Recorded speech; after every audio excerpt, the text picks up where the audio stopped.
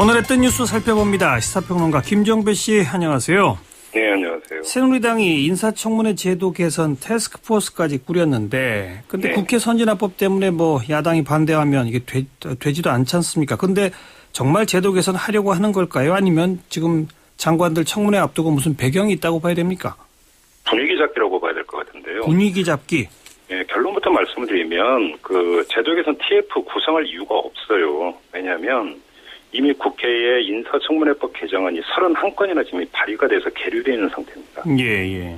그러니까 TF를 만들겠다고 하는 게 제도 개선안을 만들겠다는 것 아니겠습니까? 예. 근데 이미 제도 개선안이 31건이나 국회에 제출된 거 아닙니까? 정말로 제도 개선할 생각이 있다면 예. 그냥 상임위에서 논의하면 돼요. 뭐 당청에서 TF를 만들고 말고 할 것도 없는 거죠. 예. 이걸 모를 리가 없는 새누리당이 TF를 만들겠다고 하는 것부터가 사실은 여기서 앞뒤가 안 맞는데 이렇게 본다면 제도 개선이 목적이라기보다는 이제 그 장관 후보자들에 대한 청문회가 이제 좀 있으면 시작이 되지 않습니까? 예.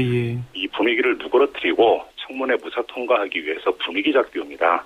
이렇게 보는 게 맞을 것 같아요. 예. 그런데 실효는 있을까요? 야당이 뭐 이런 태스크포스 꾸렸다고 해서 청문회에서 살살 하겠습니까? 그러게요. 뭐 야당은 둘째치고요. 뭐 국민 여론들이 당신들의 고충이 참 크구나. 그러니까 어느 정도는 살살 해야 되는데 야당이 너무 세게 나가는 건 좀 정치 공세일 것 같다.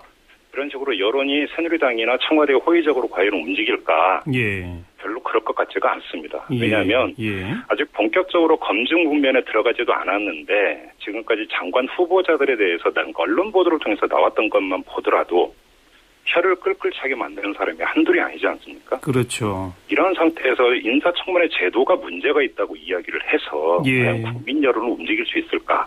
제가 볼 때는 타깃은 일반 국민 여론이 아니라 지지 세력인 것 같아요. 예. 그리고 인사청문회법 관련 개정안이 31건이나 계류돼 있다고 하는 얘기는 네. 논의는 많이 있지만 사실 이거는 개정되기 어렵다는 걸 또 반증하는 거 아니겠습니까? 그렇습니다. 지금 인사청문회 제도가 처음 만들어진 게 언제죠? 그 역사부터 좀 되짚어보면요. 김대중 정권 때였는데요. 2000년 6월에 인사청문회법이 처음으로 만들어집니다. 제정이죠. 예. 근데 이때 인사청문 대상은 국회 임명 동의를 요구하는 사람들, 그러니까 국무총리나 감사원장, 대법원장, 대법관, 헌법재판소장 이런 사람들이 인사청문 대상이었어요. 장관도 아니었군요, 그때는. 그렇습니다. 네. 그러다가 이제 노무현 정권 때인 2003년 2월에 인사청문회법이 당시 다수당의 한나라당 주도로 개정이 되는데 예. 이때 4대 권력기관장이 인사청문 대상에 포함이 됩니다. 그러니까 국정원장, 검찰총장, 국세청장, 경찰청장. 예. 보통 4대 권력기관이라고 그러죠. 이들이 이제 인사청문 대상에 포함이 되고 예. 2년 뒤인 2005년 7월 역시 노무현 정권 때였는데요. 이때도 한나라당이 그 강력히 주장을 해서 인사청문 대상의 모든 국무위원, 그리고 장관이 되는 거죠. 국무위원으로까지 확대가 되고 예. 여기에다가 이제 헌법재판소 재판관, 중앙선거관리위원회 위원 이들도 이제 인사청문 대상이 되는 것으로. 예. 그러니까 인사청문 대상을 계속 확대해 왔는데 그 확대를 주도한 게 지금의 새누리당인 거죠. 그러네요. 네네. 역사적으로 보면. 네네. 근데 이제 그 대상 문제가 아니라 지금 한나라당이 이른바 새누리당이 제도 개선 얘기하는 거는 능력 검증하고 도덕 검증을 좀 분리하자 뭐 이런 쪽이잖아요. 근데 이 얘기도 많이 나왔었지 않습니까?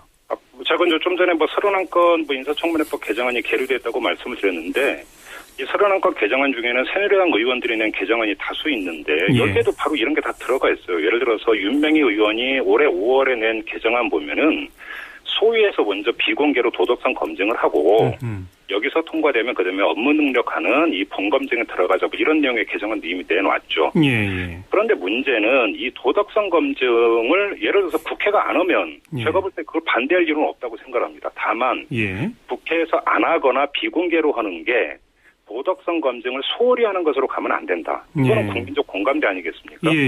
저는 그런 점에서 누구를 먼저 탓해야 될 것인가에 문제가 있는 거죠. 지금 그 새누리당 같은 경우는 미국 제도를 많이 얘기하는데 이거는 적절한 예가 아니에요.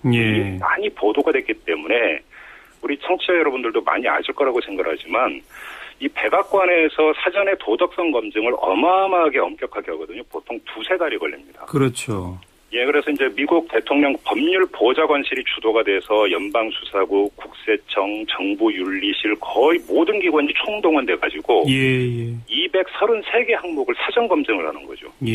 그리고 후보자들한테는 재산 공개서나 국가안보 지휘를 위한 질문지 여기에 답하도록 하고 예. 허위 진술하면 처벌한다. 예. 이런 항목에 서명하게 하고. 예. 그래서 이 법률보좌관실에서 3배수로 압축을 하면 거기서 대통령이 고르는 식으로 되어 있는데 예. 아니, 이거 되면은 국회에서 도덕성 검증 안 해도 되죠. 그 정도 철저하게 한다면. 그렇죠. 그런데 지금 문제가 이게 그 개각 때마다 문제가 되는 게 뭡니까? 청와대 단위에서의 그 사전 검증이 제대로 안 되고 있으니까 문제 아니겠습니까? 그렇죠. 예. 한 예로 우리 애도 보면은 이 미국 제도 본 따와서 질문지 200항목의 질문지가 있어요. 그러니까 고위공직자 대상에게 사전에 이 질문지 내놓고 여기에 답하라는 게 200항목인데 예.